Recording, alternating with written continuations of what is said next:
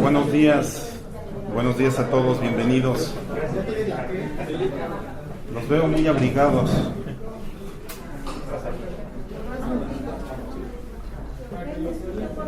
Los veo muy abrigados, hace mucho frío, ¿verdad? ¿Usted qué cree? Pues que yo creo que ni ganas tenía de venir. Nadie. No queríamos ni salir de casa, ¿qué le hacemos, no? Bueno, ¿alguien de ustedes sabe quién es la patrona de las causas imposibles? No. No, yo quisiera saber porque sí hay que pedirle varias cosas, ¿no? Así, ya pasó la época de los Reyes Magos, ahora hay que ver a quién acudimos, ¿no? Pues bueno, el día de hoy esperamos que lleguen también nuestros demás colaboradores porque tenemos notas de carácter económico. Como ustedes saben, Agustín Carstens pues ya mencionó lo obvio, ya reconoció que México está por enfrentar una dura crisis y esa dura crisis pues obviamente pone a todos pues a reflexionar qué vamos a hacer con la economía, en el caso de nosotros, la economía de las micro, pequeñas y medianas empresas, y pues esto sí nos lleva a reflexionar, ¿no? ¿Qué va a suceder si efectivamente se da lo que Carstens ya vaticinó?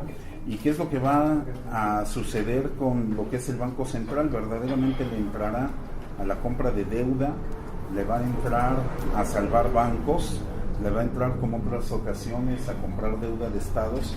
Pues yo creo que tendríamos que analizar con mucha precisión y a través de una consulta pública masiva qué es lo que le conviene a la ciudadanía, porque ahí estamos hablando de estrategias que van enfocadas única y exclusivamente a salvar la macroeconomía, pero sabemos que eso siempre acaba golpeando al que menos tiene y a los que de alguna manera producimos lo que son los empleos, y que estos muchas veces se ven deprimidos por razón de que las empresas y los que contratan a los trabajadores tienen que bajar la cortina. Sí pedimos que se tome con mucha responsabilidad cualquier decisión a esa crisis que vamos a enfrentar, y que sea a través de una consulta pública masiva con todos los sectores de la sociedad, ¿no? Pero bueno, esperemos que llegue el contador Francisco, que iba a tocar este tema. Yo nada más lo estoy comentando, pero por otra parte les preguntaba por lo de la patrona de las causas imposibles, porque como siempre, y dado que ya prácticamente tenemos el tablero político en Puebla definido, aunque todavía no se hace oficial, pero creo que todos ya podemos prever cómo se va a dar la contienda electoral.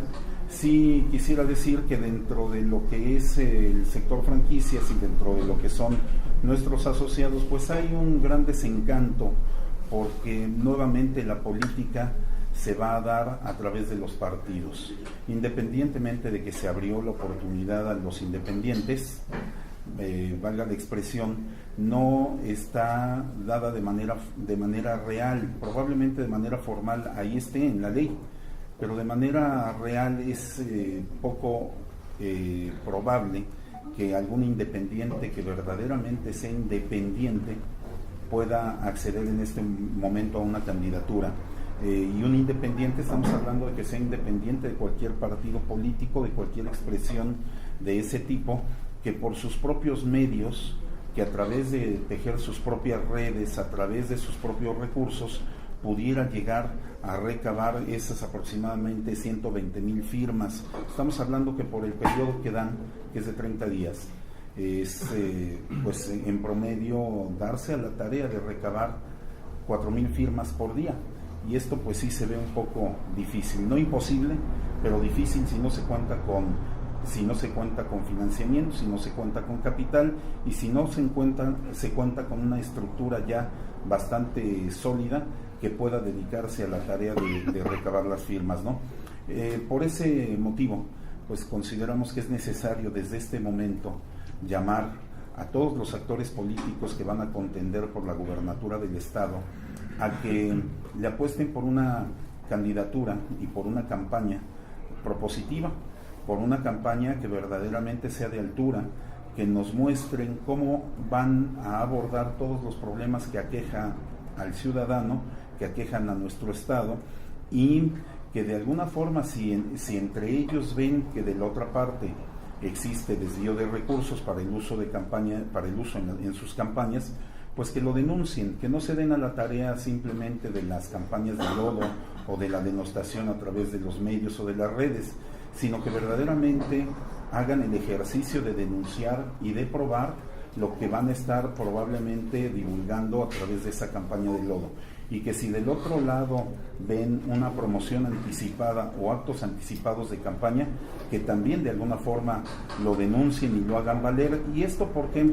Porque debemos y queremos que contemos con un verdadero Estado de Derecho, incluso en las campañas, que como ustedes saben, los antecedentes de la campaña presidencial pues se dieron con un desaseo tremendo, grado tal que uno de los actores principales que estuvieron comprando votos y que estuvieron de alguna forma violentando la ley electoral, pues estuvo en entredicho, incluso perdió el cargo. Estamos hablando de este personaje del Partido Verde, y de todas formas no pasó nada.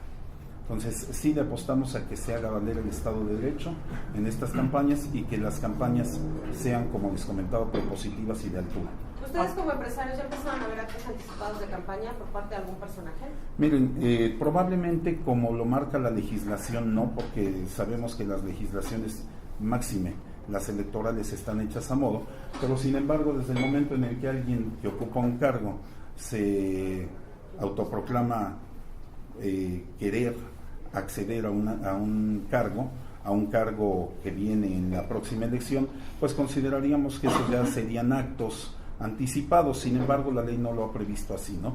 Es necesario que sí seamos bastante responsables nosotros y que no nos dejemos llevar nada más por la guerra del lodo, ¿no? Estamos ante una oferta muy corta de candidatos y estamos ante la posibilidad de sí cambiar las cosas en Puebla, pero cambiarlas ¿para qué?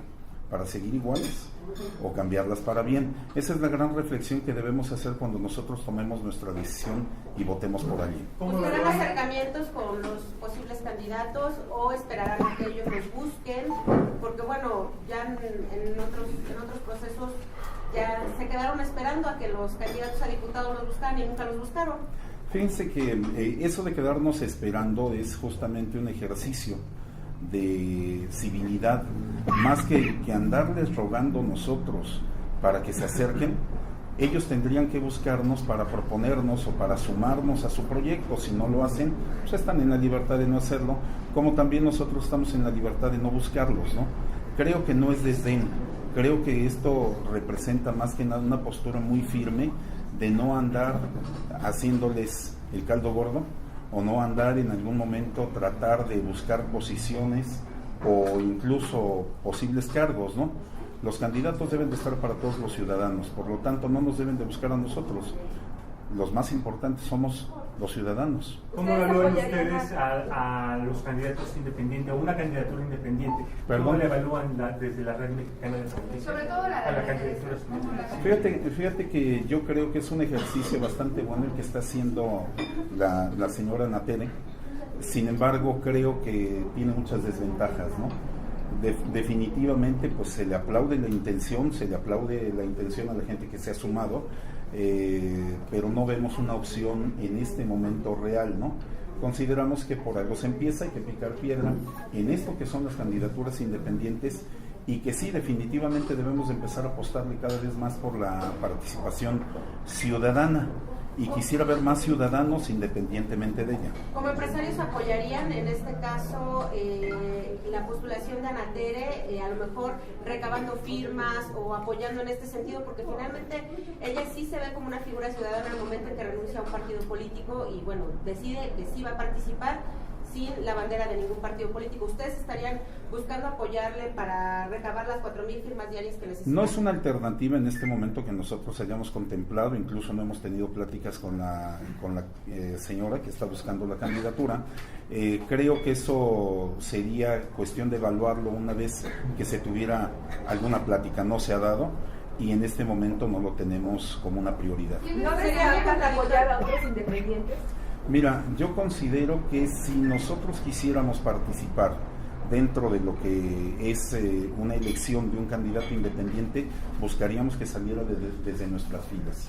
hay mucha gente interesada en participar, hay mucha gente que también en algún momento quiere cambiar las cosas, tiene capacidad, y considero que sería otra alternativa más. En este momento no lo vemos muy viable, en este momento, pero ya estamos trabajando en que probablemente para las siguientes elecciones podamos tener a alguien. Pero no es algo contradictorio, porque pues al final de cuentas apoyo a alguien para representar a mi grupo, ¿no? Porque solo así voy a tener beneficios. No, mira, no es contradictorio. Sucede lo siguiente, ¿no? En este momento, si nosotros viéramos una candidatura viable, júralo que nos sumaríamos. Candidatura viable. No es un no definitivo. Mira, necesitaríamos ver una candidatura viable y que obedeciera a los intereses comunes. ¿Sí? ¿De qué estamos hablando? Que verdaderamente existiera un liderazgo que llevara y enarbolara lo que queremos los ciudadanos. Yo no sé si para ustedes puede ser eso una opción, ¿no? Eso le tocará decidirlo a cada quien en el momento de la votación, pero en este momento nosotros quisiéramos ver otro liderazgo que se obedeciera ampliamente a lo que son los intereses de la ciudadanía en general, que no tuviéramos que ver que existen a lo mejor intereses ya creados por anticipado o que se dan por cualquier otro motivo, que fuera verdaderamente una expresión ciudadana. ¿Perdón? Es el caso de Anatere específicamente, o sea, como que ya lleva su momento. Yo creo que de alguna manera esto que ustedes preguntan es muy simple de contestar, ¿no? Si nosotros vemos lo que son los vínculos, lo que son a las personas que están detrás de esas candidaturas, pues decididamente no podríamos decir que existe una total independencia. ¿Qué es lo que queremos? Pues que verdaderamente la expresión sea ciudadana, ¿no? Y para que sea ciudadana independiente, necesita ser una persona totalmente desvinculada de estos grupos. ¿Anatere no es desvinculada de los partidos? Yo les preguntaría a ustedes, ahora les contesto con una pregunta. No, pero díganos usted, presidente. Sí, Bueno, o a qué personajes está vinculada que finalmente a ustedes no les generan esa confianza.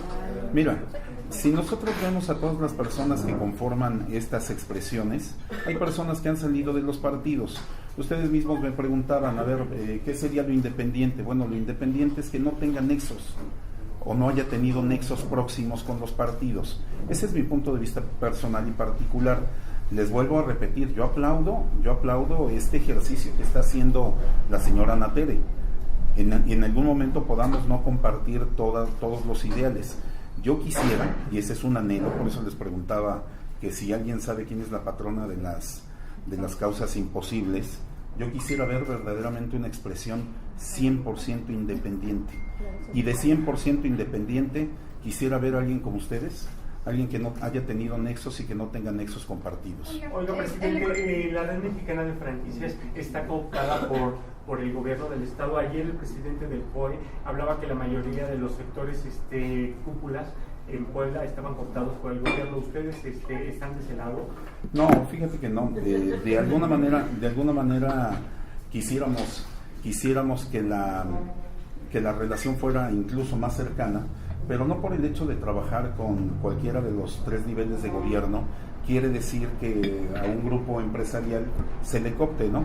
Ustedes se habrán dado cuenta que aquí nuestra postura es crítica cuando nosotros de alguna manera queremos reconocer lo que el gobierno del estado ha dado al sector, lo reconocemos, y cuando también tenemos la necesidad de señalarlo, como lo hemos hecho en muchas ocasiones, lo señalamos, ¿no?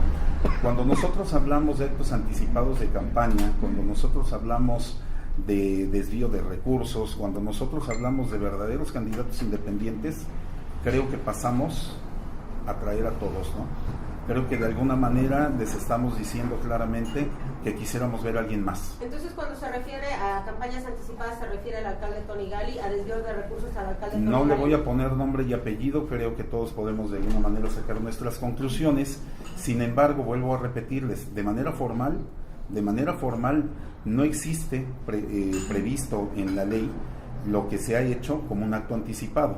Yo les decía, definitivamente si hay alguien que quiera denunciar públicamente un acto anticipado, que lo haga. Ahí están las instituciones y está la ley. Y que si alguien considera que existe desvío de recursos, que lo haga. Que no nos llenen de una campaña de lodo. que de alguna manera lo que hace muchas veces es inhibir el voto. Y cuando se inhibe el voto, pues gana el que más dinero tiene. ¿Qué opina de que el PAN ya denunció a Jiménez Merino por desvío de recursos? Yo opino que esos son los canales, sí, que efectivamente se deben de denunciar, se les debe de dar la garantía de audiencia, deben de defenderse y si lo prueban, que existan las sanciones. Y si no lo prueban, que exista justamente el deslinde público de que no fue probada esa acción. O sea, justamente lo que les comentaba, debemos de apostar por un Estado de Derecho, no por campañas sucias o campañas de lodo. Oiga, los aspirantes e independientes ya también estarían incurriendo en actos anticipados, toda vez que, bueno, Ana Teresa y todas las personas y grupos que la apoyan, pues ya también están hablando mucho de lo mismo que hacen con Torigal y con Blanca Alcalá. ¿No estarían también estos independientes pues ya cayendo en lo que tanto critican los partidos políticos? ¿O no se toman? Fíjense que aquí sería digno de un análisis jurídico ya más profundo, ¿no? Les vuelvo a repetir, nadie se ha dedicado en este momento a denunciar ese tipo de actos, ¿no? Será porque todos están cayendo en lo mismo, porque la ley no les da para hacerlo. Necesitaríamos entrar en un análisis más profundo. Todos están cayendo exactamente en la misma práctica, por eso yo les decía, si alguien ve en estos actos que existe algún delito electoral, bueno, que lo denuncie. Si alguien ve que hay prácticas ilegales o irregulares, que lo haga, ¿no? En este momento considero que lo que debemos de hacer es sí pedir de manera muy puntual que las campañas se den de forma propositiva. Hay muchos problemas en Puebla que necesitamos saber cómo los vamos a resolver. Oiga, presidente, yo le quiero preguntar. Regresando un poquito a la Perdón. Ana Teresa, dice que no es uno definitivo a su candidatura. Y está el COE que la está apoyando, ¿no? Está siendo un poco de base más importante de esta promoción.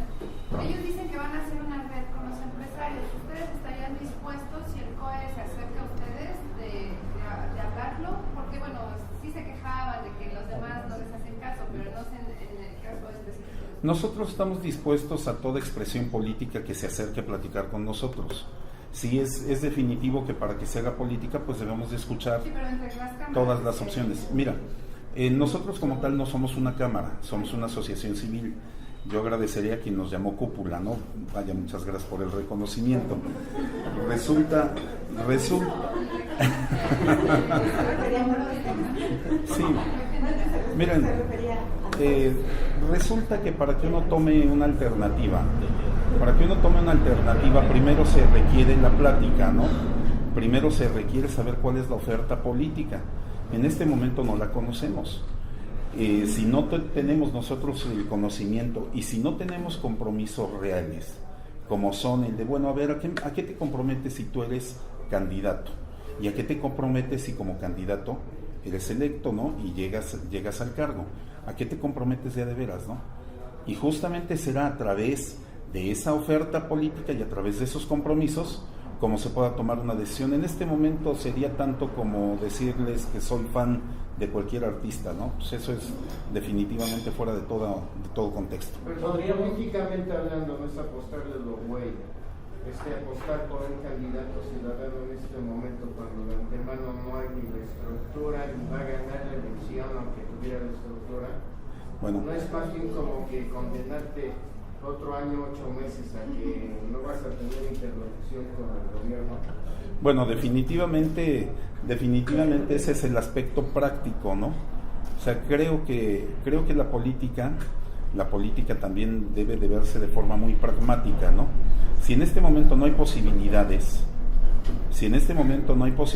de triunfo, no hay posibilidades de avance, sería tanto como apostarle al perdedor.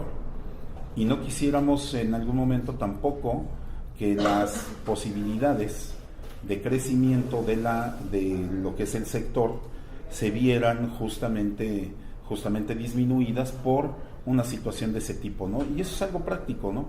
Creo que la mayoría de la gente lo que persigue es que llegue el mejor y en el peor de los casos que llegue el menos malo, ¿no? Oye, en otro tema yo quiero preguntar, desde anoche se registró un enfrentamiento en Palmar de Bravo entre los que ordeñan ductos y el ejército mexicano. están retenidos hace rato estaban retenidos 6 elementos. Quisiera preguntarle, ¿ustedes qué creen que se debe hacer? Porque pues si ya ni el ejército puede, entonces ¿quién va a intervenir para terminar con este chapulín problema? No sé si me permitan, es tema de seguridad. Ok, bueno. No, yo tengo mi opinión, pero tenemos que respetar, ¿no? A lo mejor mi opinión es más buena. Nada más para precisar, entonces hasta este momento no les convence el apoyar a Anatere. No nos convence la oferta política que está puesta sobre la mesa.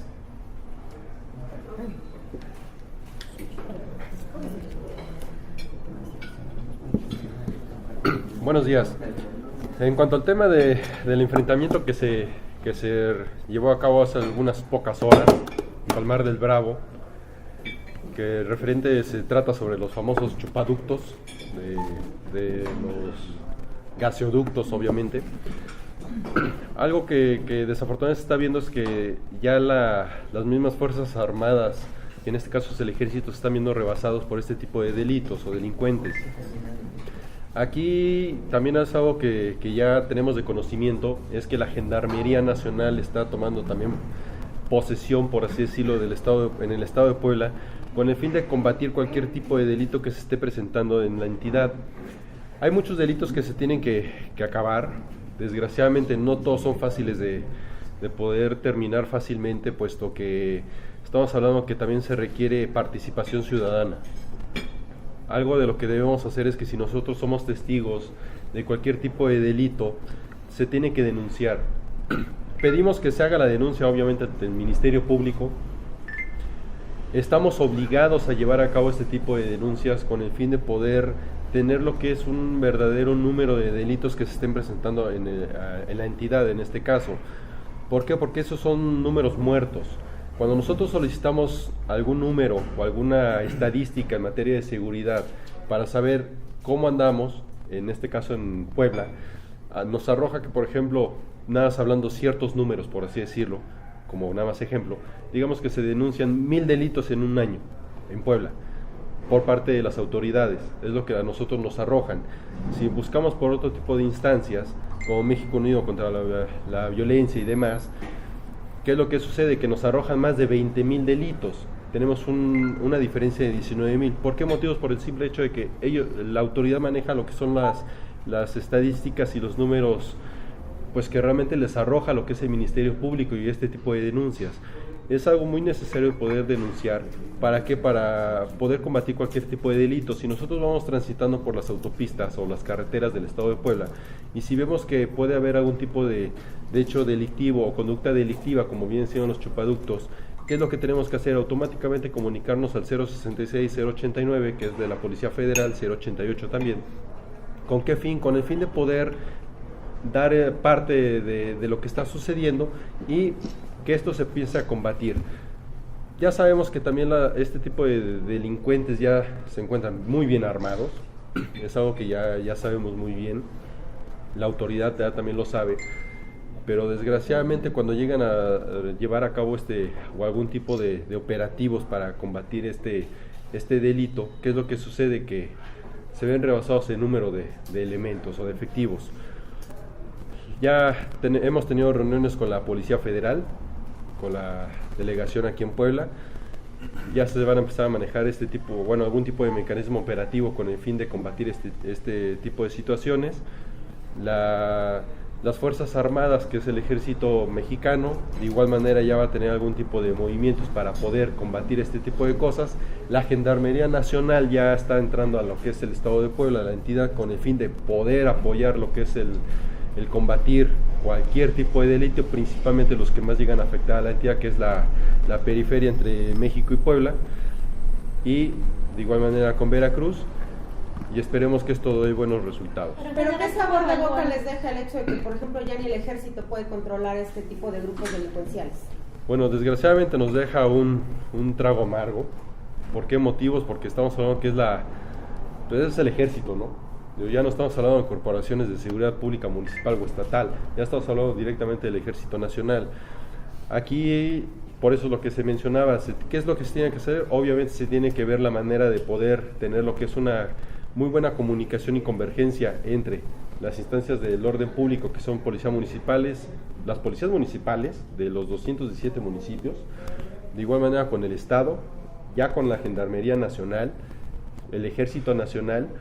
¿Para qué? Para poder combatir. Muchas veces, y es algo que se conoce muy bien, desafortunadamente no hay muy buena coordinación entre las instancias municipales, estatales y el gobierno federal. ¿Esto por qué se da? Porque tienen sus diferentes mecanismos de trabajo, no gustan seguir órdenes de alguien que no pertenece a su orden político. Entonces aquí ¿qué se tiene que hacer? No tenemos que ver la distinción de colores, de partidos, de absolutamente nada. ¿Qué es lo que se tiene que hacer? Se tiene que tener una muy buena coordinación para poder trabajar en caso de combatir cualquier tipo de delito. ¿Se insistiría entonces en la creación del mando único, en la consolidación del mando único? Bueno, el Estado de Puebla ya está empezando a trabajar, la Secretaría de Seguridad Pública del Estado ya está empezando a trabajar para poder empezar a emplear lo que es el mando único aquí en Puebla. Es algo que sí lleva su gran lapso de tiempo, no es algo que se haga de la noche a la mañana, es algo que se lleva entre los 6 meses y los 12 meses de labor para poder ya establecerlo bien, ya esté operando como debe ser, y esperemos que esto pueda operar, digamos, lo antes posible. Socialmente hablando, ¿qué es lo que está generando este fenómeno? Ya la gente le vale. Bueno, socialmente... Ya van y hay la firma y van y cubetean prácticamente. Estamos hablando que desafortunadamente los temas de seguridad e inseguridad es algo muy complejo, porque estamos hablando que es un problema cultural, de educación, económico, social, de valores y demás. Estamos hablando que el país, y bien lo sabemos, está pasando por un problema económico bastante fuerte, hablando principalmente en el ámbito fiscal, lo cual implica que muchos que están dentro de la formalidad se están metiendo en la informalidad. ¿Esto qué implica? Que si yo tengo que mantener a mi familia y no consigo un empleo, o fiscalmente me están empezando a amarrar las manos, ¿qué es lo que hago dentro de la informalidad? Si informalmente me están levantando de los cruceros y demás, ¿qué hago? Pues empiezo a delinquir. ¿Qué es lo que ve la manera más fácil de poder delinquir? En algunos casos, aparte de los famosos carteristas, de robo transeúnte, ¿qué es lo que hacen? Obviamente roban lo que es la gasolina, y en algunos paraderos de las carreteras podemos ver a la gente en camionetas que están vendiendo este tipo lo que es el combustible. Entonces realmente socialmente estamos ahorita mal. ¿Por qué motivo? Porque desafortunadamente el mismo gobierno no nos está ayudando a poder generar lo que es el empleo que se debe generar. Y bueno, es algo que ya por la parte económica nuestro vicepresidente de comunicación podrá entrar más en detalle. Oye, ¿y es un único en caso de que se impulse y sí sea una realidad dentro del Estado y en el país, no también crearía problemas sociales? Porque ve que, por ejemplo, en Morelos se están levantando algunos pueblos porque dicen que pues no les conviene el mando único, que hay, en lugar de mayor coordinación, pasan, ¿no?, por encima de las autoridades municipales. Aquí en Puebla, el presidente de San Pedro Cholula y también el de San José Chiapa, por algún, tengo entendido, están en contra de ese mando único, en tanto pues no tengan ellos como orden municipal pues dinero para equipamiento, para contratar más policías, para armas. ¿No crearía más bien un problema ese mando único? Bueno, mira, institucionalmente nosotros después de trabajar en un sondeo con el sector empresarial, hay que recordar que representamos una red de más de 8.000 negocios que tienen operaciones a lo largo y ancho de la República Mexicana. Los estudios y el sentir de la sociedad, al menos en este segmento del sector empresarial, es que precisamente es a partir del eslabón más débil donde el crimen organizado ha generado estos vacíos de poder. Esto es una cadena. Hemos visto estados donde impera la ingobernabilidad y los vacíos de poder, como es claramente, aunque le quieran llamar con otros eufemismos en el gobierno, son vacíos de poder en Michoacán, en Guerrero, actualmente en Tabasco, que poco se habla de Tabasco, pero están secuestrando 5 o 10 personas al día. Y desde luego Tamaulipas y otras regiones del país. Es conocido ya también el efecto cucaracha, que cuando el gobierno federal, la Marina, el Ejército entran a combatirlos, pues ellos migran hacia los estados vecinos, tienen una alta movilidad. También sabemos el fenómeno que aprender al líder de una banda delincuencial no significa extinguirla, sino fraccionarla en carteles cada vez más pequeños y más violentos, menos preparados. Entonces, si analizamos cuál es el eslabón más débil de la cadena, son precisamente las policías municipales. Son las más fácilmente corrompibles y es precisamente ahí donde inició el problema en Michoacán, en Guerrero, por mencionarlo también en Tabasco o en su momento en Veracruz.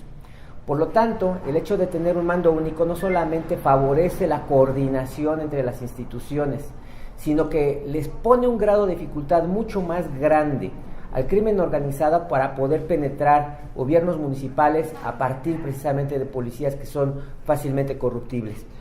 El otro problema también que debería ir asociado o trabajado en paralelo con el mando único es el combate a la corrupción, porque a la corrupción no se le percibe como un delito que cueste vidas, pero hay que entender esta relación. Sin gobiernos corruptos, el crimen organizado jamás habría conquistado los espacios que hoy tiene y que gobierna en varios municipios del país o incluso en varios estados. Entonces, el tema de la corrupción es muy serio, no es un tema nada más de tráfico de influencias o de obtener recursos ilícitos. Es un tema sin el cual sería imposible que México hoy tuviera la cantidad de miles de muertes, porque el crimen organizado jamás hubiera alcanzado los niveles de poder que tiene. El delincuente o las bandas delincuenciales que retan a las instituciones, incluso al propio ejército, como acaba de ocurrir hace algunas horas, es un tema precisamente de que se dejaron de atender este tipo de situaciones y de que en un momento se ha dejado que este crimen organizado, estas bandas delincuenciales, se empoderen y por lo tanto es muy complicado combatirlos. Yo creo que es un signo de que Puebla está en un momento complicado, el estado de Puebla está en un momento complicado, donde se está desatando la violencia precisamente como resultado del combate que en otras entidades federativas que colindan con el estado de Puebla se ha hecho por parte de las instancias federales o locales. ¿Y cree que en algún momento pudiéramos llegar como a Guerrero, que ya en comunidades pequeñas secuestran a comerciantes? Sí podemos llegar, como decía nuestro especialista en seguridad, en la medida en la que la sociedad no participe. No podemos decir que el tema de la seguridad es un problema de la policía estatal o del ejército o de la policía federal.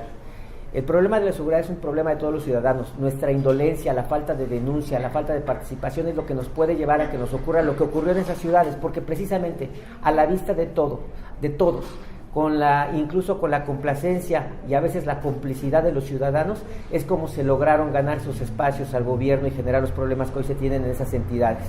Es importante que los ciudadanos participen con su denuncia, que colaboren con los operativos de los retenes policíacos, que desde luego practiquen una cultura de seguridad integral y que en un momento determinado trabajen junto a las autoridades.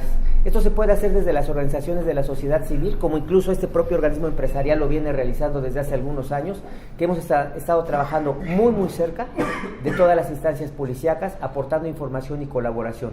En el momento que una sociedad le atribuye el problema de la seguridad únicamente como un tema del gobierno y de la policía, en ese momento es cuando perdemos precisamente control y supervisión de lo que se está realizando. Entonces, ¿por qué el gobernador presume en sus spots Puebla de los estados más seguros? Porque como cualquier estadística se mira hacia atrás. Entonces, si nosotros vemos que en los últimos 10 meses tuvimos estadística de crimen en retroceso, sobre todo los de alto impacto, se podía decir esto. El tema es que el crimen organizado y la delincuencia común no te dan un minuto para descansar y te cambian la estadística de la noche a la mañana. Y es justamente lo que estamos viendo que está ocurriendo de 15 días para acá, que se ha venido a incrementar el hecho de una serie de acontecimientos que comprometen la seguridad a todo nivel, desde el crimen organizado, hechos como el que acaba de ocurrir el día de ayer, o también delitos aparentemente de bajo impacto que también pueden ser un indicador de una descomposición o de que algo no está funcionando. En ese sentido, la sociedad y las autoridades no pueden bajar un minuto la guardia, ¿no? Yo creo que todavía es momento, y qué bueno que exista la atención por parte de los medios a estos temas y se les trate con la mayor relevancia. Todavía es momento de solicitar a las autoridades que ante esta estadística que se ha incrementado en los últimos días de hechos delictivos, se reaccione de manera ejemplar y coordinada para combatirlo, ¿no? Que se endurezcan los operativos en todas las garitas de la ciudad, que se refuercen los arcos de seguridad, algunos todavía no están funcionando al 100%, que también vemos que acaba de llegar un número importante de elementos de la Gendarmería precisamente para reforzar las acciones de seguridad en Puebla, y que en ningún momento se puede cantar victoria y tampoco bajar la guardia. El crimen no nos da espacio. En caso de los robos a cuentavientes, ¿cómo pueden trabajar ahí de una forma coordinada para evitar esto? Sí, precisamente la semana pasada un comandante de la policía ministerial, de apellido, si no me recuerdo, Ávila, perdió la vida cuando estaban intentando detener a unos presuntos asaltantes de cuentavientes. Esto quiere decir claramente que hay operativos de inteligencia, pero que sin la información de los ciudadanos estos no pueden funcionar.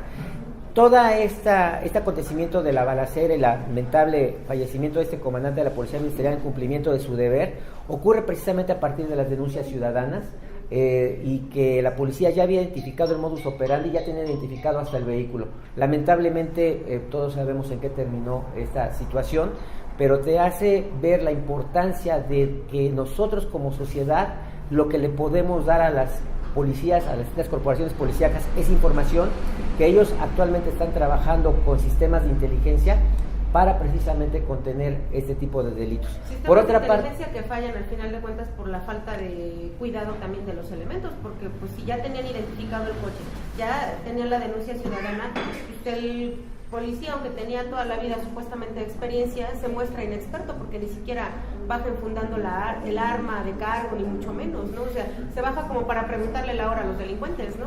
El problema precisamente es que esta policía es una policía investigadora, y si no los tiene en flagrancia no pueden bajar y encañonar a la gente. Recuerden que el policía tiene que remontar un tema que es precisamente los derechos humanos. Ellos tienen protocolos de actuación, no pueden desenfundar armas en la calle sin una orden de aprehensión. Ellos investigaban, eso los coloca en una posición lamentablemente de desventaja, y efectivamente tal vez la técnica no fue la mejor, tal vez hubo algún exceso de confianza, tal vez no tenían la certeza de que ese era el taxi en el que viajaban los delincuentes, y tuvo pues este lamentable desenlace. Desde luego que las policías tendrán que revisar sus protocolos, pero también ellos trabajan con el hándicap de que tienen que respetar una serie de normativas, porque si no entonces se atenta contra los derechos de los criminales y resulta que en 24 horas nuevamente están en la calle. Bueno, pues muchísimas gracias. Bueno, para los que todavía quedaron, con mucho gusto. Ya no Sí, quería. porque lo anuncié, lo reseñé, pero ya no lo comentaste. Para los que quieren los medios importantes. De todas maneras, es muy comprometida la declaración. En realidad voy a ser muy breve. La respuesta que da la Secretaría de Hacienda es que tendremos disciplina fiscal. Esto quiere decir que no existe todavía la sensibilidad para hacer algo más que pueda reactivar el consumo interno. Y la declaración del gobernador del Banco de México es todavía más preocupante, porque a lo que le va a apostar el Banco de México es a comprarle pasivos de alto riesgo a la iniciativa privada y a los gobiernos. ¿Esto qué quiere decir? Que los recursos con los que cuenta la Reserva Financiera de nuestro país se destinarán a comprar activos de riesgo a las empresas, supuestamente para que no se detenga la economía. Se privilegiará nuevamente a quienes más tienen, y no se reaccionará en relación a apostarle a un desarrollo de los mercados internos y del consumo interno. Por lo tanto, México sigue jugando el mismo juego en el que siempre ha perdido, de tratar de jugar en las macroeconomías con un desarrollo económico de tercer mundo. Es un tema muy preocupante, ojalá ya exista sensibilidad para rectificar, y no siempre el gobernador del Banco de México tiene la razón. Nosotros pensamos que tratan de copiar una política que funcionó en la crisis de 2008 para países desarrollados, pero México en este momento no tiene ni las reservas y su moneda es altamente volátil como para poder pensar que solo esa estrategia pudiera contener el escenario de recesión en el que nos vemos prácticamente ya inmersos y que no tenemos más de 3 meses para reaccionar. Insistimos, la forma de reaccionar es una política fiscal que promueva el consumo y apostarle al desarrollo de los mercados internos. De otra manera, nuevamente veremos otro fenómeno parecido al Fobaproa, en donde se le compren pasivos a empresas que están endeudadas, donde se les compren pasivos de riesgo a gobiernos que no han sido transparentes y que están endeudados, y a final de cuentas esa factura la pagarán los ciudadanos con un bajo desarrollo económico. Ojalá se den cuenta que siguen sin darse cuenta.